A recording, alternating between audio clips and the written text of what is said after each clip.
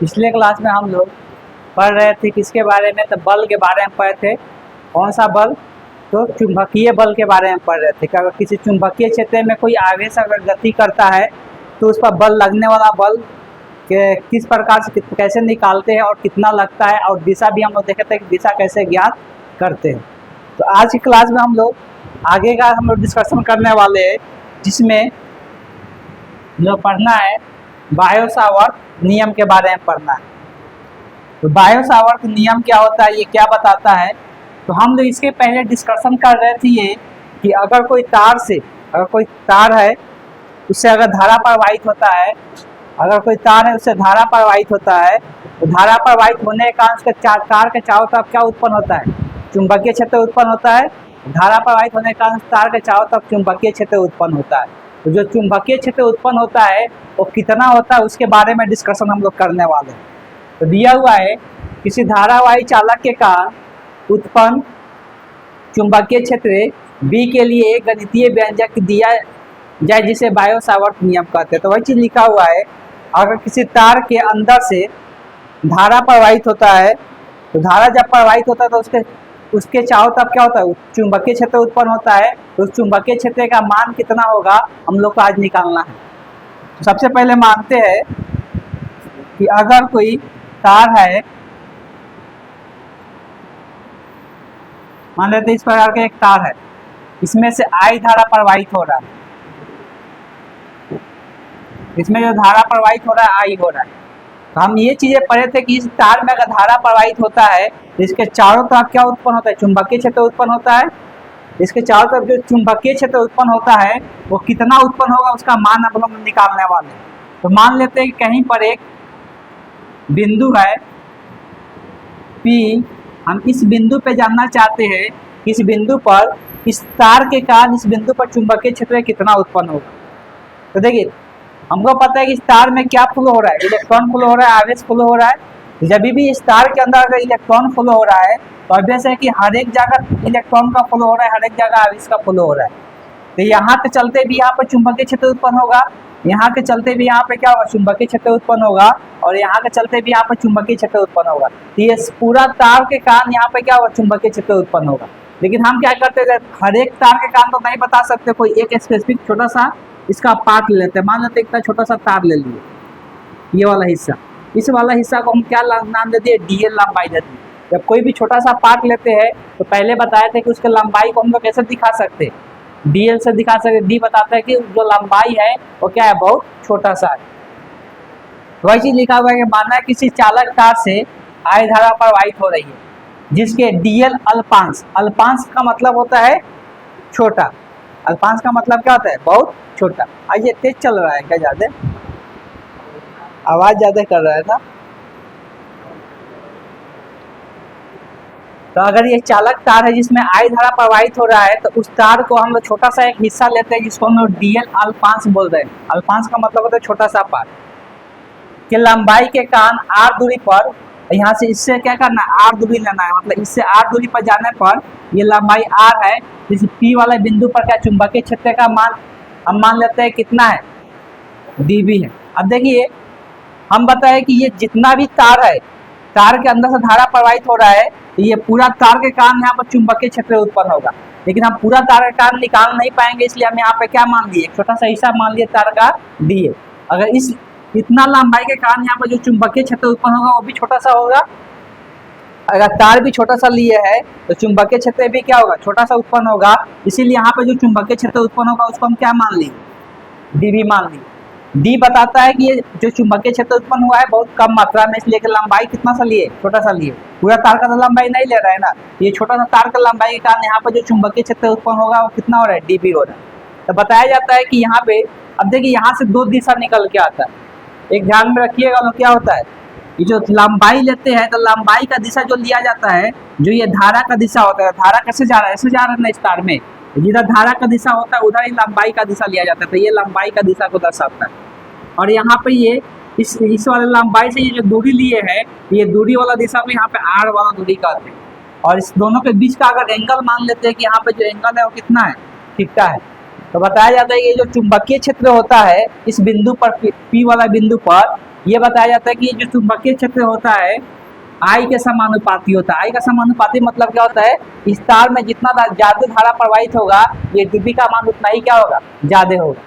दूसरा बताया जाता है कि जो चुंबकीय क्षेत्र होता है वो समानुपाती होता है किसके, dl के, मतलब ये लंबाई जितना ज्यादा अधिक लेंगे यहाँ पर चुंबकीय क्षेत्र का मान उतना ही क्या होगा, ज्यादा होगा। तीसरा बताया जाता है कि अगर यहाँ पे बात करते हैं ये थीटा का, ये भी बताया जाता है जो dB होता है वो समानुपाती होता है साइन थीटा का, मतलब यहाँ पर थीटा का मान जितना अधिक रखेंगे यहाँ पर dB का मान उतना ही क्या होगा, अधिक होगा। तीसरा बताया जाता है चौथा, ये जो dB होता है ये जो चुंबकीय क्षेत्र उत्पन्न होता है ये वाला जो दूरी है इस r के वर्ग के व्युत्क्रमानुपाती होता है।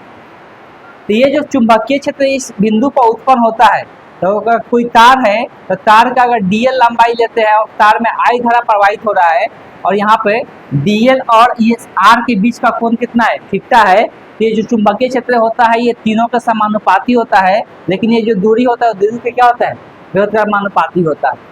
कहने का मतलब ये है कि अगर धारा का मान बढ़ाएंगे चुंबकीय क्षेत्र का मान बढ़ेगा, ये लंबाई और बड़ा करेंगे तो यहाँ पर चुंबकीय क्षेत्र का मान बढ़ेगा, साइन थीटा का मान बढ़ेगा तो यहाँ पर चुंबकीय क्षेत्र का मान बढ़ेगा, लेकिन ये वाला दूरी का लंबाई बढ़ेगा तो चुंबकीय क्षेत्र का मान क्या होगा, घटेगा, उल्टा है, व्युत्क्रमानुपाती है। मतलब यहाँ इस तार से जितना ज्यादा दूरी पर चले जाएंगे चुंबकीय क्षेत्र का मान उतना ही क्या होते जाएगा, कम होते जाएगा, इसलिए कि यहाँ से दूरी बढ़ाएंगे तो बेशक इससे ज्यादा दूर चले जाएंगे वहाँ पर चुंबकीय क्षेत्र का मान क्या हो जाएगा, कम हो जाएगा। तो ये इस तरह से होता है। अगर ये इस चारों को एक जगह करके लिखते हैं तो dB बताया जाता है, dB को लिख सकते हैं, ये सबका सब समानुपाती है, लिख सकते हैं I dl साइन थीटा, ये सब एक ही हो रहा है ना, लेकिन ये नीचे में है, या नीचे में इसको क्या लिख सकते हैं, बटे में r स्क्वायर लिख सकते हैं। तो dB जो होता है समानुपाती होता है I dl साइन थीटा बटे r स्क्वायर को। बार बार ये चीजें बताते हैं कि जब भी समानुपाती साइन हटता है तो क्या आता है, स्थिरांक आता है। यहाँ मान लेते हैं कि I के यहाँ पे एक स्थिरांक आया, यहाँ लिख सकते हैं k क्या है, जहाँ k एक नियतांक है। नियतांक का मतलब होता है अचर, जो जिसका मान में कोई परिवर्तन नहीं होता है। और ये जो k का मान होता है, k बराबर होता है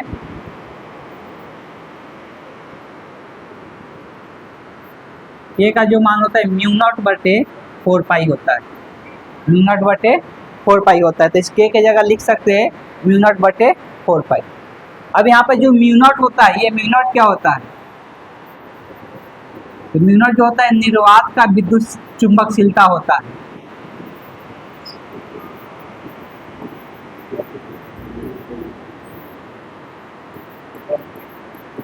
याद करो, इसके पहले हम लोग जब विद्युतीय क्षेत्र पढ़ रहे थे तो वहां पर क्या आया था, एप्सिलॉन नॉट आया था, इसको हम लोग क्या बोलते हैं, निर्वात का विद्युतशीलता होता था। वो निर्वात का क्या होता था, विद्युतशीलता होता है। और यहाँ पर चुंबक में जब पढ़ रहे तो यहाँ पे एप्सिलॉन, यहाँ पर म्यू नॉट आया, तो ये क्या होता है, निर्वात का चुंबकशीलता होता है।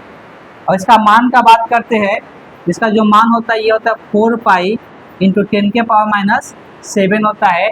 ये एक यूनिट आएगा, हेनरी पर मीटर होता है। हेनरी यूनिट के बारे में हम लोग आगे चर्चा करेंगे। तो इसका जो मात्रक होता है हेनरी पर मीटर होता है, और इसका जो मान होता है 4 पाई 10 के पावर माइनस 7 हेनरी पर मीटर होता है। तो पहले तो इसका मान ध्यान में रखिएगा लो, इसका मात्रक ध्यान में रखिएगा लो। तो चुंबकशीलता जो होता है उसका मान जो होता है 4 पाई 10 के पावर माइनस 7 होता है, और इसका मात्रक जो होता है हेनरी पर मीटर होता है।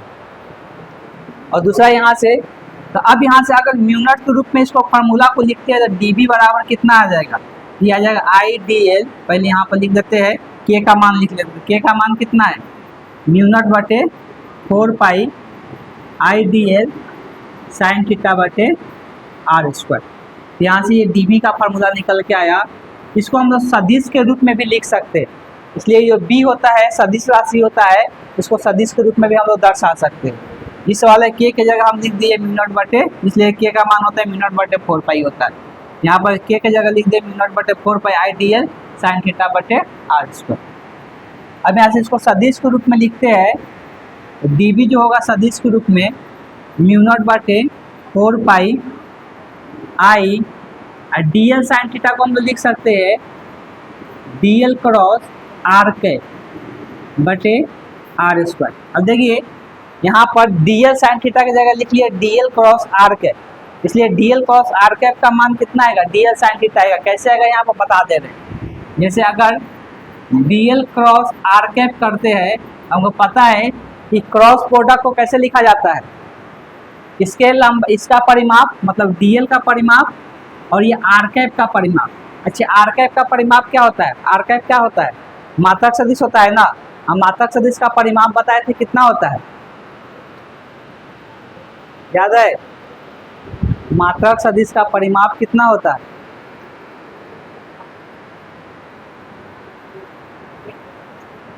ध्यान में लाइए लोग। यहाँ पे मात्रक सदिश को दर्शाया जाता है, मान लेते हैं कोई सदिश आर है और इसका मात्रक सदिश को दर्शाना है, इसको हम लोग कैसे लिखते हैं, आर सदिश बटे आर के परिमाण से क्या करते हैं, भाग कर देते हैं, तो मात्रक सदिश को दर्शाता है।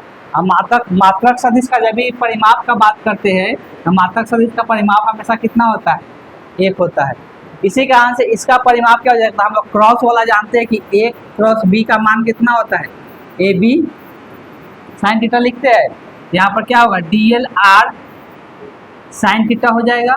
आइए आर कैप का परिमाप का बात करेंगे, कितना हो जाएगा, एक हो जाएगा, तो क्या बचेगा, डीएल साइन थीटा बचेगा। तो यहाँ से लिख सकते हैं डीएल साइन थीटा को क्या लिख सकते हैं, डीएल क्रॉस आर कैप लिख सकते हैं। तो वही चीज़ यहाँ पर लिखे है, डीएल साइन थीटा को क्या लिख सकते हैं, डीएल क्रॉस आर कैप लिख सकते हैं। ये सदिश रूप में भी ऐसे दर्शा सकते हैं।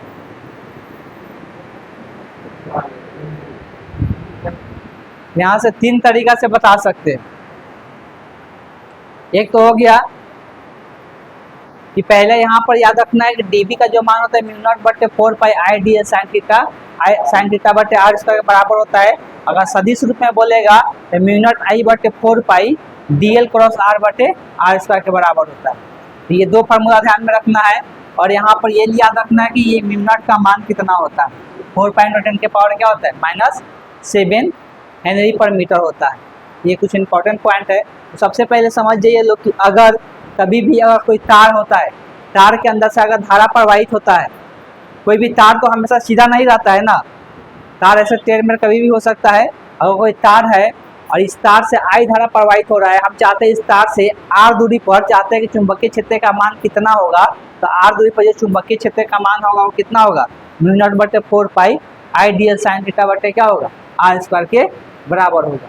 तो तार से अगर आर दूरी पर हम चाहते हैं चुंबकीय क्षेत्र का मान बताए, तो उस आर दूरी पर चुंबकीय क्षेत्र का मान हो जो होगा कितना होगा, म्यू नॉट बटे 4 pi I D L sine theta बटे आर स्क्वायर होगा। तो इसी को याद रखना है फार्मूला को, और इसका हम लोग यूज करेंगे। तो देखिए ये जो बायो सावर्त नियम है ये बहुत बार पूछा जाता है 2 नंबर क्वेश्चन में। ये आपको इतना एक्सप्लेन करना पड़ेगा, कम से कम आपको इतना तक लिखना पड़ेगा। ये तो वेक्टर सदिश रूप में नहीं भी लिखेंगे चलेगा, तो कम से कम इतना लिखना पड़ेगा। और बायो सावर्त नियम में इतना आपको लिखना पड़ेगा और ये इन्फॉर्मेशन देना पड़ेगा। देखिए जब एग्जाम में आप लोग जब भी लिखते हैं, अगर मान लेते हैं कि कुछ भी याद नहीं है, सिर्फ आपको बायो सावर्त नियम का ये फार्मूला याद है, ठीक, तो आपको क्या करना है, एग्जाम में फार्मूला को लिख देना है, इसमें जितना भी पद है सबको क्या कर देना है, एक्सप्लेन कर देना है, लिख देना है। ये डीबी जो है क्या है, ये डीएल लंबाई से आर दूरी पर क्या है, चुंबकीय क्षेत्र का मान है।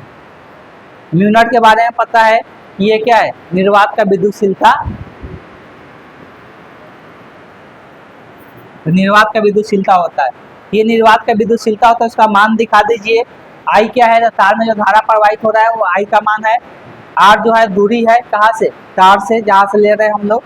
थीटा जो है किसके बीच का एंगल है, डीएल और आर के बीच के कोण है। इतना इन्फॉर्मेशन दे दीजिएगा, उसी से नंबर मिल जाएगा। तो फार्मूला अगर याद है उसको हम लोग खाली एक्सप्लेन कर देते हैं तो उससे नंबर मिल जाएगा।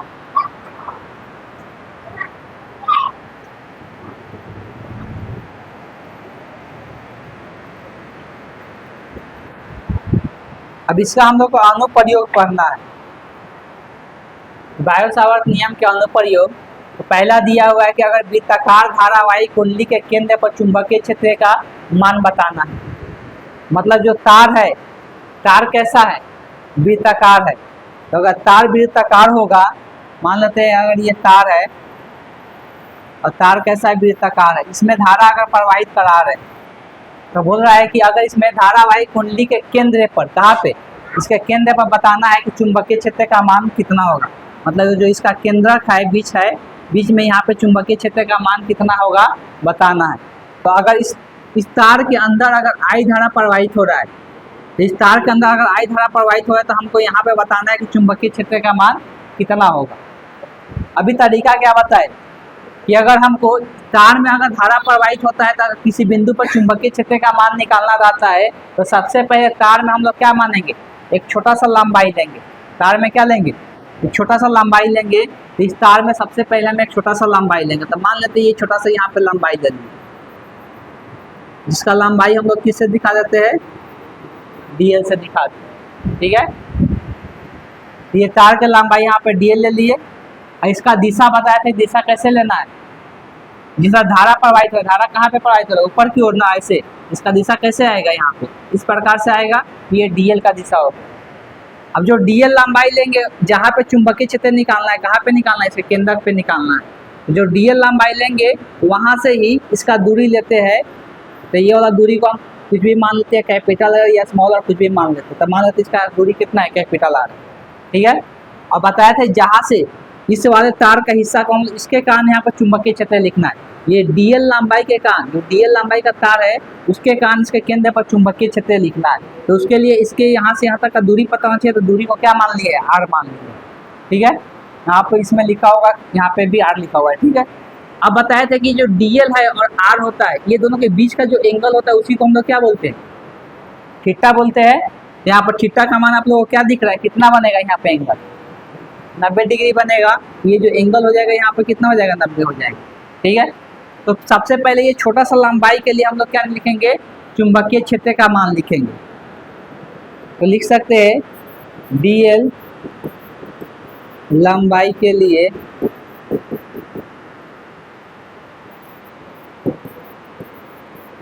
चुंबकीय क्षेत्र। अगर DL लंबाई के लिए चुंबकीय क्षेत्र लिखेंगे तो छोटा सा लंबाई के लिए चुंबकीय क्षेत्र जो निकलेगा वो भी क्या होगा, dB होगा।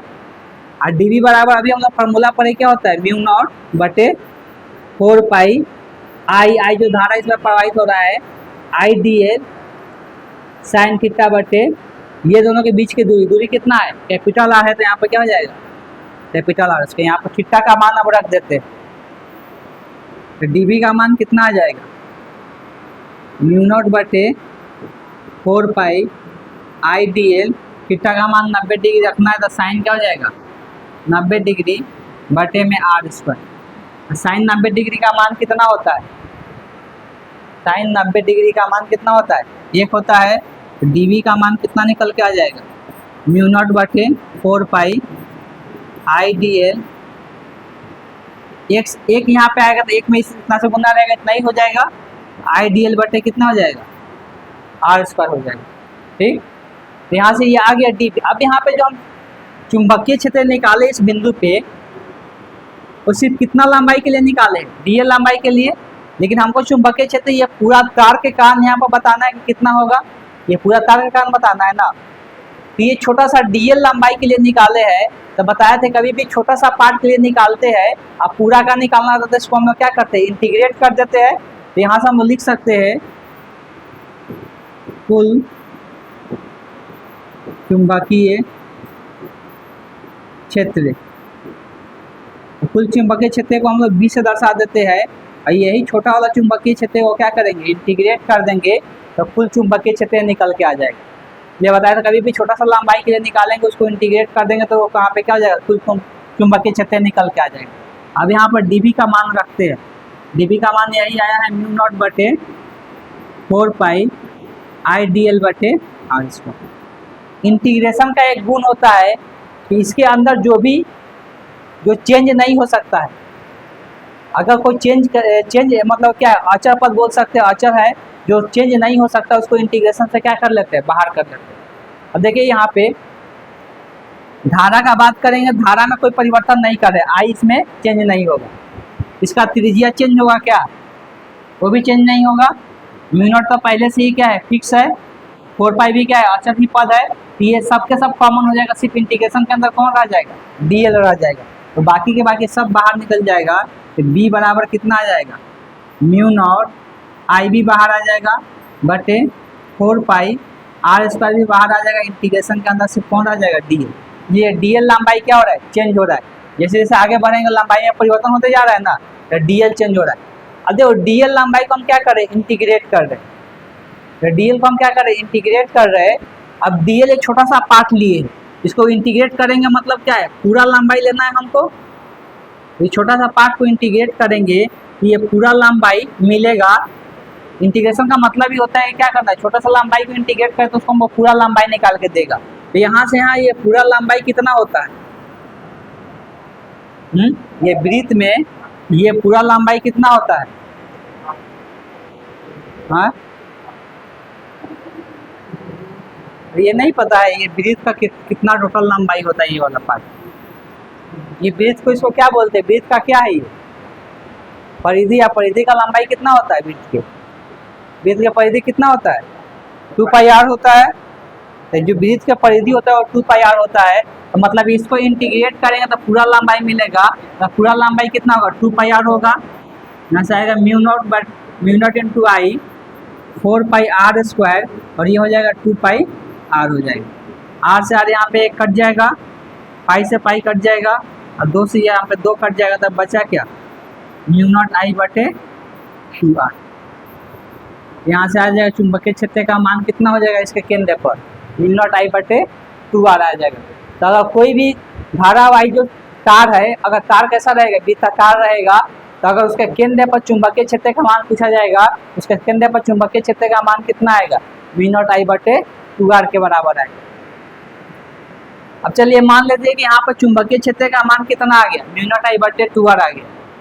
अगर हमसे कोई पूछेगा कि यहाँ पर इसका दिशा बताइए, यहाँ पर चुंबकीय क्षेत्र का दिशा क्या होगा, तो कैसे बताएंगे, यहाँ पर चुंबकीय क्षेत्र का दिशा क्या होगा कैसे बताएंगे। तभी एक सदिश रूप में हम लिखे थे फार्मूला डीबी का फार्मूला क्या लिखे थे सदिश रूप में, म्यू नॉट बटे 4 पाई आई डीएल क्रॉस क्या लिखे थे, आर कैप लिखे थे बटे में आर स्क्वायर। तो यही सदिश वाला है डीएल क्रॉस आर कैप। तो देखिए आर कैप का जो दिशा है किधर है, इधर है, डीएल का दिशा किधर है, इधर है। डीएल क्रॉस आर कैप का दिशा किधर आएगा, ए क्रॉस बी का दिशा निकालना सिखाया है ना, ए क्रॉस बी का दिशा निकालना सिखाया गया है। तो वैसे ही डीएल क्रॉस आर का दिशा था, डीएल है इधर, आर है इधर, तो क्या तरीका होता है इस दिशा निकालने का, डीएल को किस ओर घुमाना है, आर की ओर घुमाना है। इसलिए डीएल पहले लिखा हुआ है, तो डीएल मेरा इधर है, इसको घुमाना है किधर है, आर की ओर। तो अगर ये चारों उंगली को ऐसे करते हैं तो ये आर की ओर घूम जाएगा, तो मेरा औठा किधर जाएगा, बाहर की ओर। तो यहाँ पे जो चुंबकीय क्षेत्र का दिशा होगा वो कहाँ पे होगा, बाहर की ओर। इस प्रकार से हम लोग दिशा भी बता सकते हैं, चुंबकीय क्षेत्र का दिशा यहाँ पे क्या होगा, बाहर की ओर होगा। अगर यही धारा को पलट दे, धारा को क्या कर दे, अभी यहाँ पे कैसा धारा है, क्लॉकवाइज है कि एंटी क्लॉकवाइज, तो कौन सा दिशा बोलते हैं, क्लॉकवाइज की एंटी क्लॉकवाइज, घड़ी का उल्टा घूम रहा है ना, ये एंटी क्लॉकवाइज। अगर धारा का दिशा हम इस तार में ऐसे दर्ज कर दें, ऐसे कर देंगे तो क्या होगा, अब इसके केंद्र पर जो पूछा जाएगा चुंबकीय क्षेत्र का जो दिशा होगा किधर होगा, अंदर की ओर कि बाहर की ओर,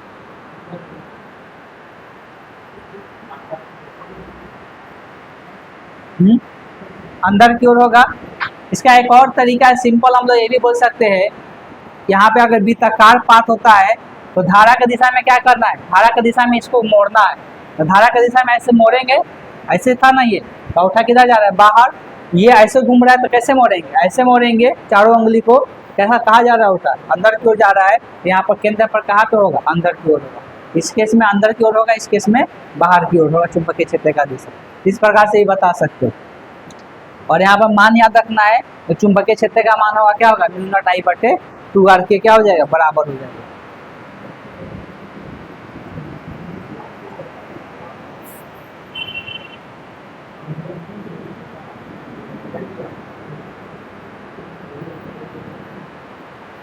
अगला हम लोगों को निकालना है, एक अगर सीधा तार कैसा है, सीधे धारावाही तार है, मतलब सीधा तार है, तब उससे r दूरी पर चुंबकीय क्षेत्र का मान कितना होगा बताना है। ठीक है, सीधे धारावाही चालक तार के कारण चुंबकीय क्षेत्र का मान ज्ञात करना है। तो लिया गया है कि मान लिया कि एक सीधा धारावाही चालक तार है जिससे I धारा प्रवाहित हो रहा है, क्या हो गया, आई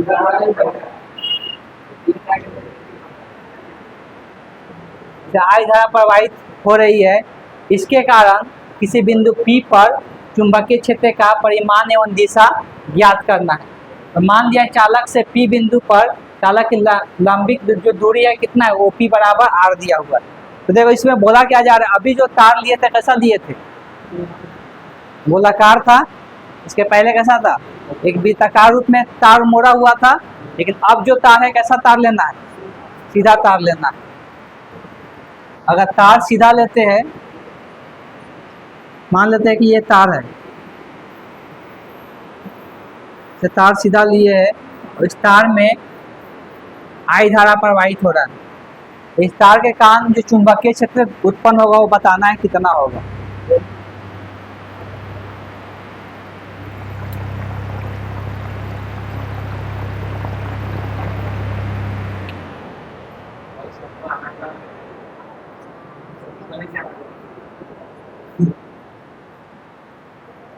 तो एक तार है, इस तार में आई धारा प्रवाहित हो रहा है। अगर इसमें तार में आई धारा प्रवाहित हो रहा है, अगर इस तार से एक कोई बिंदु ले रहे हैं, सभी को इधर ध्यान दीजिए,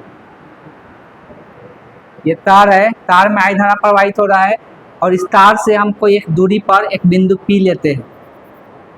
इस बिंदु पर हमको बताना है इस तार के कारण इस बिंदु पर चुंबकीय क्षेत्र का मान कितना होगा। इसके पहले हम क्या कंडीशन था, तार कैसा था, गोलाकार था। ये गोलाकार तार था तो इसके केंद्र पर बताना था कि चुंबकीय क्षेत्र का मान कितना होगा। अब ये तार कैसा है, सीधा तार है, इसमें आई धारा प्रवाहित हो रहा है, इससे कुछ दूरी पर एक P बिंदु लिए है, उस P बिंदु पर क्या बताना है, चुंबकीय क्षेत्र का मान बताना है। इसके लिए इस तार से इसके लंबवत दूरी दिया हुआ है। इसका लंबवत दूरी कितना दिया हुआ है, इस तार से इसका लंबवत दूरी कितना दिया हुआ है, R दिया है ना, इसको O मान लेते हैं। इस तार से इसका लंबवत दूरी कितना दिया हुआ है, R दिया हुआ है। तो अब हमको बताना है कि इस P बिंदु पर जो चुंबकीय क्षेत्र का मान होगा कितना होगा। इतना इंफॉर्मेशन दिया हुआ है, अब हमको ये बताना है कि इसमें चुंबकीय क्षेत्र का मान कितना होगा। तो इसके लिए हमको अभी पहले थोड़ा से ही बताते आ रहे, कभी भी चुंबकीय क्षेत्र का मान बताना रहेगा तो उसके लिए क्या करना है, कोई आया है क्या?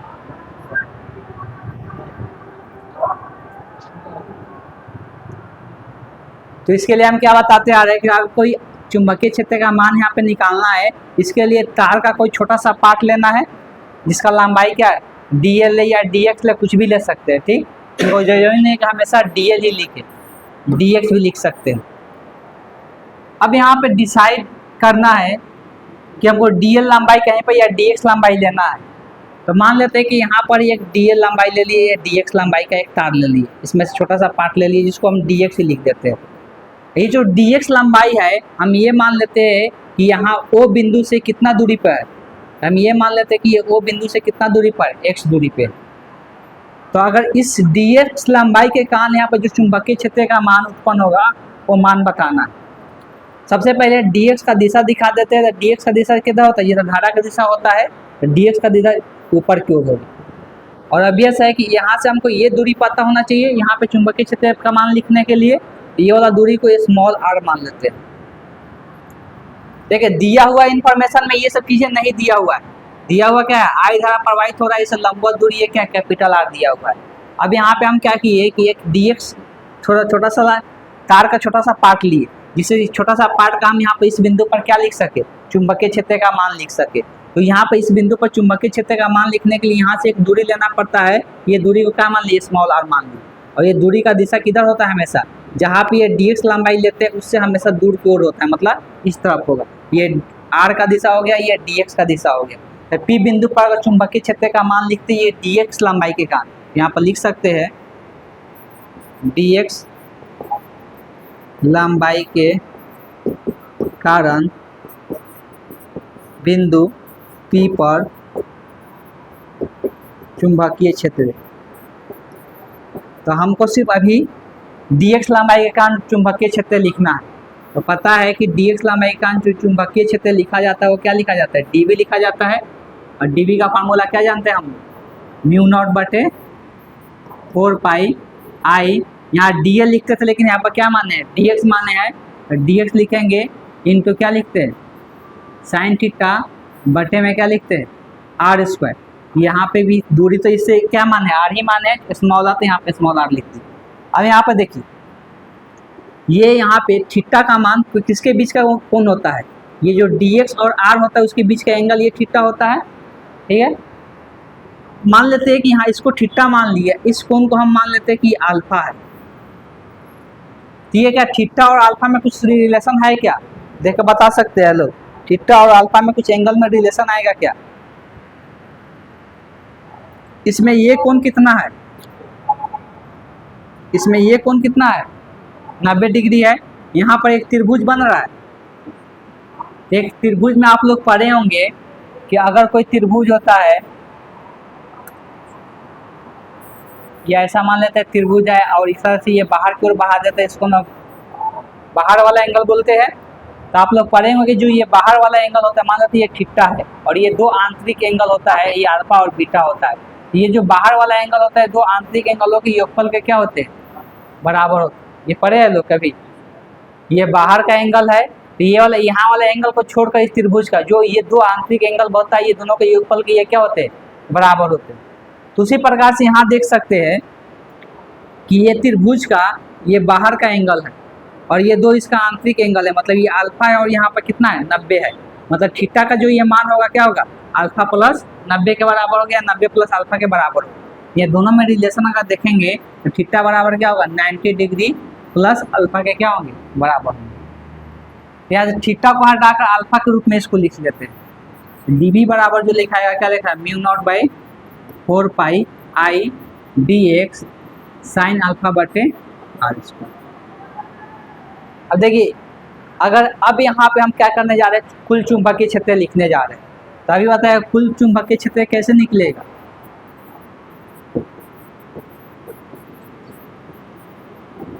क्या बोले थे, जो डीबी निकाले उसी को हम लोग क्या करेंगे, इंटीग्रेट कर देंगे। तो यहाँ से बी बराबर लिख सकते हैं इंटीग्रेशन ऑफ डीबी, इंटीग्रेट करेंगे यहाँ से क्या आ जाएगा, mu naught by 4 pi I D x sine alpha बटे आर स्क्वायर। अब देखिए फादर पहले ही बताए कि इंटीग्रेशन से बाहर निकाल सकते हैं जिसमें कोई परिवर्तन नहीं। तो यहाँ पर dx तो बदल ही रहा है, dx बदल रहा है, अल्फा का मान बदलेगा कि नहीं बदलेगा। अब देखिए अगर dx यहाँ लिए है तो अल्फा यहाँ पे इतना दिख रहा है, अगर dx यहाँ लेके चले जाएंगे तो ये एंगल चेंज होगा कि नहीं होगा, मतलब अल्फा भी क्या हो रहा है, बदल रहा है। और ये r दूरी भी क्या हो रहा है, अगर मान ले dx को यहाँ से यहाँ लेके चले जाते हैं तो ये r दूरी भी क्या हो जाएगा, बदल जाएगा। मतलब ये तीनों बदल रहा है, x भी dx भी बदल रहा है, अल्फा भी बदल रहा है, r भी बदल रहा है। मतलब इसको इंटीग्रेशन से बाहर नहीं कर सकते हैं और बाकी को इंटीग्रेशन से बाहर कर सकते हैं। तो b बराबर क्या निकल के आएगा, भागी करेंगे तो I naught mu naught I बटे 4 pi integration d x sine alpha divided by r square. अब देखिए ये यहाँ पे 3 चर दिख रहा है, अल्फा आर और यहाँ पे कौन, एक्स, 3 को चर है ना, ये तीनों बदल रहा है, तीनों को क्या बोलेंगे, चर बोलेंगे। ये dx भी बदल रहा है, अल्फा भी बदल रहा है और r भी बदल रहा है। अगर ये तीनों बदल रहा है तो तीनों को हम क्या करेंगे, कोई एक ही चर के रूप में लेके आएंगे। यहाँ पर तीनों में संबंध निकालना है या तीनों को किसी एक ही चर के रूप में चेंज करना है, या तो अल्फा के रूप में सबको चेंज कर लेते हैं, चलिए अल्फा के रूप में ही सबको चेंज कर लेते हैं। अगर अल्फा के रूप में चेंज करना है तो अल्फा एक्स और इस r में संबंध लिखना है। तो सबसे पहले देखिए अल्फा और एक्स में संबंध कैसे निकलेगा। तो अगर इस त्रिभुज को देखें, कैसा त्रिभुज है ये त्रिभुज जो है कैसा त्रिभुज है, समकोण त्रिभुज है। तो समकोण त्रिभुज में एक्स और अल्फा में संबंध निकालना है। तो यहाँ पर अल्फा के सामने वाले भुजा को हम लोग क्या कहते हैं, लंब की आधार की कर्ण, क्या कहते हैं, मतलब जो एंगल रहता है एंगल के सामने वाले भुजा को हम लोग क्या कहते हैं, लंब कहते हैं। और जो बच जाता है उसको आधार कहते हैं, 90 डिग्री सामने वाला को क्या कहते हैं, कर्ण कहते हैं। हमको यहाँ पे अभी जो हम लोग यहाँ पे चेंज करना है सबको अल्फा के रूप में चेंज करना है। तो पहले हम यहाँ पे देखिए ये लंब और ये है आधार, आधार वाला तो ये आर तो फिक्स है ना, तो अगर यहाँ पे लंब और आधार यूज करना चाहते हैं तो त्रिकोणमितीय अनुपात में किसका मान में लंब और आधार आता है? त्रिकोणमितीय जो हम अनुपात पढ़ते हैं साइन कॉस टेन कॉट, तो किसमें लंब और आधार आता है?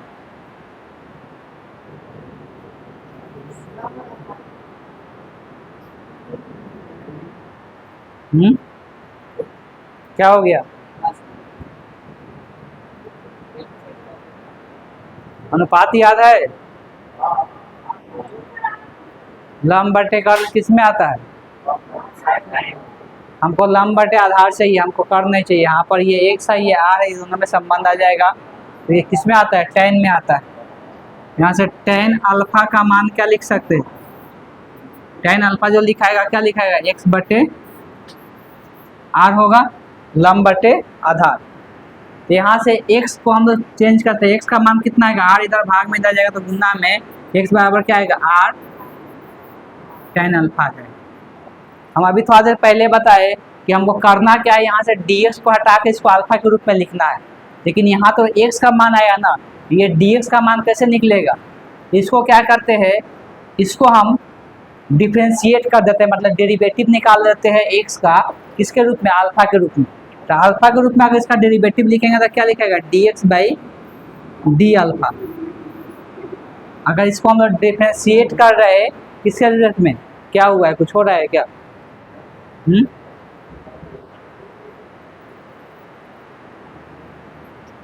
अगर ये x है, x को डिफ्रेंशिएट करते हैं अल्फा के रूप में तो क्या लिखेगा? dx बटे डी अल्फा लिखाएगा। तो यहाँ पे ये इसको भी डिफ्रेंशिएट करेंगे अल्फा के रूप में, और यहाँ पे क्या है? आर टेन अल्फा है। हम लोग पहले जानते हैं कि इसको डिफ्रेंशिएट करें अल्फा के रूप में, तो यहाँ आर क्या है? अचर का लाएगा, डिफ्रेंशिएशन क्या हो जाएगा? बाहर हो जाएगा। तो dx बाई डी अल्फा बराबर, यहाँ से आर बाहर कर लेते हैं,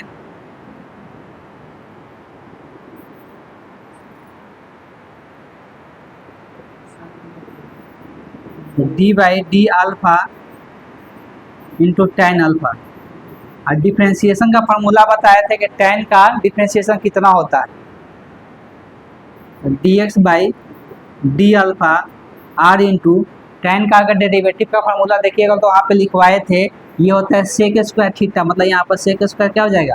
अल्फा हो जाएगा, और यहाँ पे ये सेक स्क्वायर अल्फा के बराबर होता है। अब हमको dx का मान निकालना है तो यहाँ पे डी अल्फा को क्या करेंगे? बराबर कुछ तब लेके चले जाएंगे, यहाँ लेके जाएंगे dx बराबर क्या निकल के आ जाएगा? R sec square alpha into D alpha हो जाएगा। अब यहाँ पर dx को रिप्लेस कर सकते हैं r sec square alpha into D alpha से, लेकिन अब बच गया इस ये वाला आर को, स्मॉल आर को, इसको भी क्या करना है? अल्फा के रूप में चेंज करना है। स्मॉल आर को यहाँ पे ये वाला है, इसको भी हमको अल्फा के रूप में चेंज करना है। इसको अल्फा के रूप में कैसे चेंज करेंगे? तो देखिए इसके लिए ये दोनों का यूज करेंगे। ये क्या है? आधार है, और ये क्या है? कर्ण है। तो आधार और कर्ण किसके अनुपात में आता है?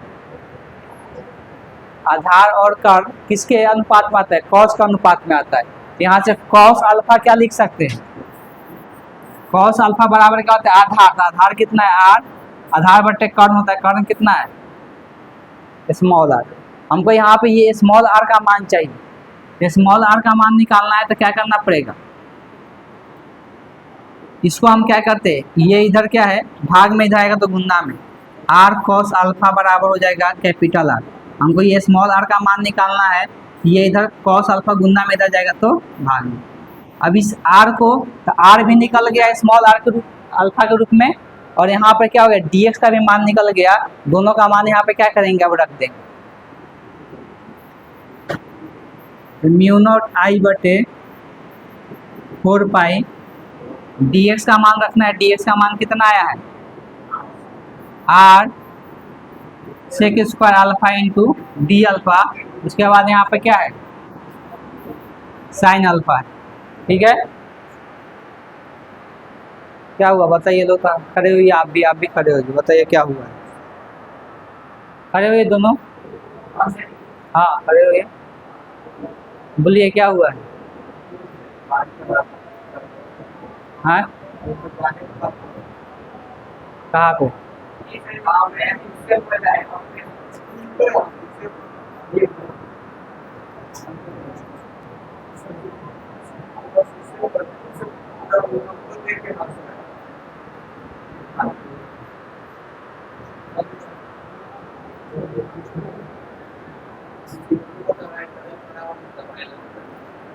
तो उसमें हंसने वाला बात क्या था?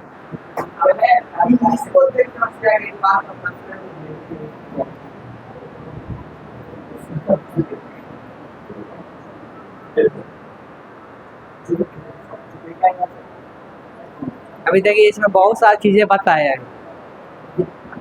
इसमें बहुत सारी चीज़ें बताया है, समकोण त्रिभुज के बारे में बताया है, साइन कॉस का रेशियो के बारे में बताया है, लेकिन हमको पता है किसी को कुछ भी नहीं पता चला होगा। और यहाँ पे इंटीग्रेशन डिफरेंशिएशन का इतना डिफिकल्ट कॉन्सेप्ट होता है, अगर कोई समझने की कोशिश नहीं करेगा तो उसको कुछ भी समझ में नहीं आएगा।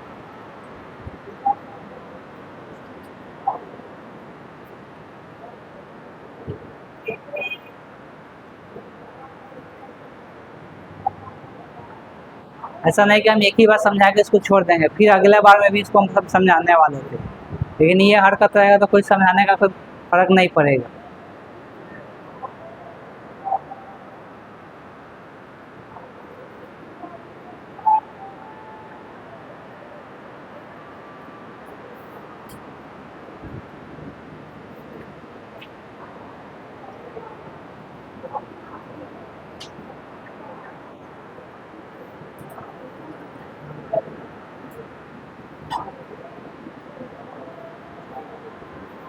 बैठिए लो, यहाँ से ये लिख लिए, उसके बाद क्या बचा?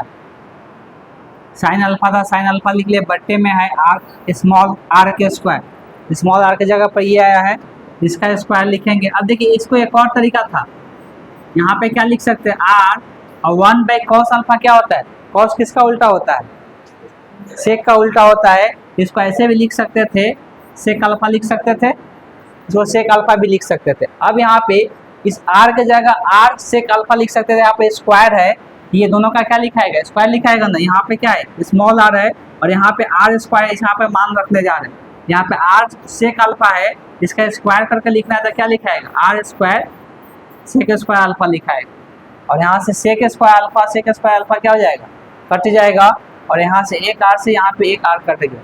और ये जो कैपिटल आर है ये चेंज नहीं होगा, ये लंबवत दूरी है, लंबवत दूरी हमेशा क्या रहेगा? इससे फिक्स रहेगा, इसमें कोई अंतर नहीं आएगा। तो यहाँ पर ये भी इंटीग्रेशन से क्या कर सकते हैं? बाहर कर सकते हैं।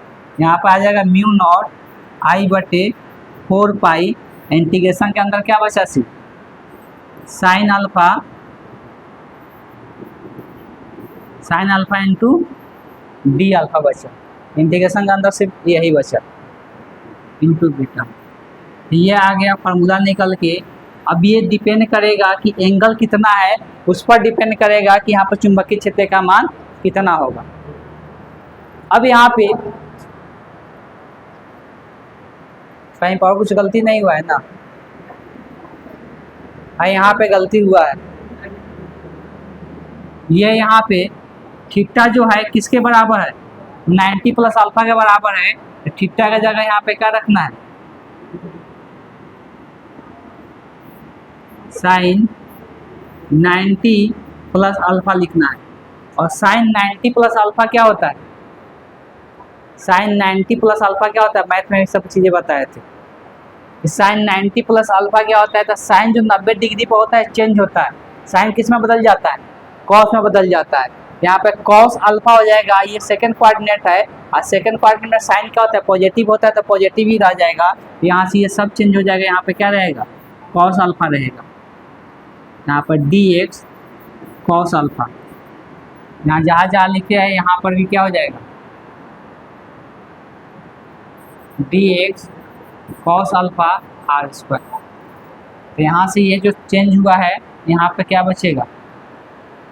Cos alpha. यहाँ पे जो फार्मूला में आएगा क्या आ जाएगा? कॉस अल्फा आ जाएगा। या एंगल के रूप में इसको, अब एंगल जितना दिया रहेगा उसके हिसाब से इंटीग्रेट करके क्या करना है? चुंबकीय क्षेत्र का मान ज्ञात करना है। अब देखिए इसमें आगे हम लोग अलग अलग कंडीशन पढ़ने वाले हैं कि अगर ये तार बहुत लंबा रहेगा, अगर तार ऊपर की तरफ अनंत तक जाएगा और नीचे भी कहाँ पे जाएगा, अनंत तक जाएगा। तो देखिए अगर यहाँ पे कोई तार है और तार यहाँ पे बिंदु है, अगर तार बहुत ऊपर तक गया है तो ये एंगल क्या होते जाता है। अब मान लेते हैं अगर यहाँ तक गया रहता तो ये एंगल कितना बनता है, ये वाला एंगल बनता है इतना। अगर और ऊपर जाएगा तो थोड़ा सा और बढ़ेगा, ये और ऊपर जाएगा तो ये और बढ़ते जाएगा, और ये पूरा अनंत तक जाएगा तो बढ़ते बढ़ते ये कितना जा सकता है, 90 डिग्री तक जा सकता है, उससे अधिक नहीं जाएगा। ये बढ़ते बढ़ते तक कितना जाएगा, तो यहाँ पर ये पूरा सीधा हो जाएगा, लास्ट जाता है तो यहाँ पे एंगल कितना अधिकतम बन सकता है, 90 डिग्री बन सकता है। और नीचे में भी अगर वैसे ही बढ़ाएंगे तो नीचे में भी अधिकतम यहाँ पे एंगल कितना बढ़ के हो सकता है, 90 डिग्री हो सकता है। इसको हम लोग आगे का डिस्कशन आगे नेक्स्ट क्लास में करेंगे। यहाँ तक आप लोगों को ध्यान में रखना और ट्राई करना है। सुबह का समय रहेगा उस टाइम और भी अच्छा सा पढ़ाई होता है। तो कल इसको हम फिर से दोबारा एक बार समझाएंगे, ठीक है। सभी को नोट्स में लिख कर लाएंगे लोग इसको। हाँ, कि अगले क्लास में इसको हम समझाएंगे। अगला क्लास जो होगा सुबह में 7 बजे होगा। हाँ हाँ, राइट 7 बजे होगा।